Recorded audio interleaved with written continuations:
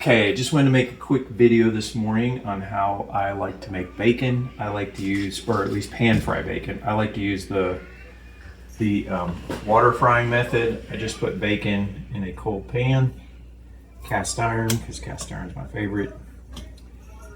In case you're wondering, bacon you buy from us is normal full-size length. We take the packages that don't, meet that good visual look, and we keep those for ourselves. So that's why I've got all of these short pieces like this. But you just kind of space them around. It's okay if they touch each other a little bit, but you don't want them like laying on top of each other. The reason I do the water cooking is my understanding is the fat renders more slowly, and it makes it like a little bit more firm but chewy, not crispy.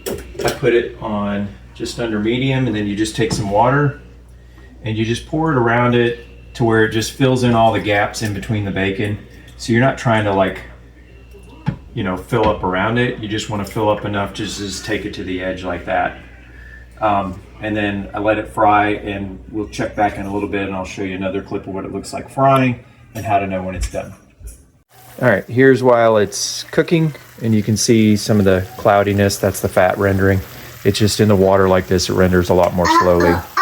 All right, here's what it looks like when the bacon's about ready to flip. I'm gonna go ahead and put a bacon press on here for a little while. I forgot about it. And really, the proper use of a bacon press, I should have had that sitting on some heat before I set it on there. But you can still use it that way. So I'll leave that press on there for a few minutes. You don't have to do it. And then I'll flip that bacon over. Okay, I'm flipping this a little bit later than I really wanted to, but this is a little bit more cooked than what I like it. See how a little bit brown that is. One nice thing about our bacon is there's a pretty nice balance between salt and sweet. So because it's not overly sugary, you're not going to have as many chances to brown it or to burn it like that. But anyways, that was time to flip it. Okay, so now when I take it out, I just like to put it on paper plate with a napkin, soak up some of the excess grease. Like I said, I actually overcooked this a little bit from what I like it, but it won't break apart. It'll still be like chewy kind of crispy, like crispy on the outside, kind of chewy on the inside. Now the one drawback to this is that you can sort of only do one batch like that in the water cooking. Otherwise you have to sort of start back over, empty out the grease. So it's not really practical for that. If I'm gonna do a large quantity of bacon, I do it in the oven on a rack with a pan underneath. So I'm gonna go ahead and fry up some of the rest of this bacon, and then last thing I'll show you is how to save that grease. The grease is amazing. If you hang on to it, it makes wonderful grilled cheese sandwiches, among other things.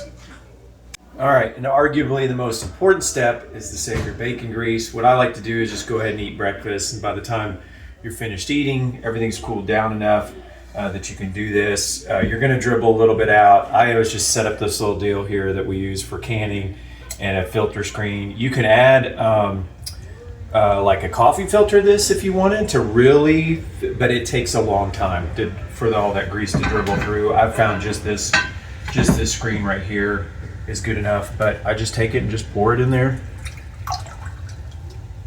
and it gets out the big bits, which is what's important to me.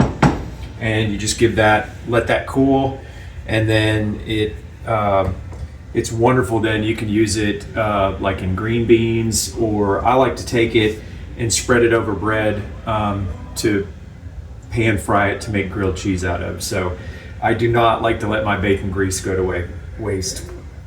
So here's what I was talking about, that what I love about water bacon is that, see how it's not crumbly, but it's still got some firmness to it, but it's like crispy on the outside. And I just love the flavor of bacon. Everybody does. It's a cure recipe I came up with. It's really old. It's as old as these heritage breeds. It's almost exactly half salt, half brown sugar. There's a pinch of curing salt in there, which gives it a little bit of tanginess if you really pay attention, but it's just a hint of it. But it's really good stuff. You definitely need to try some.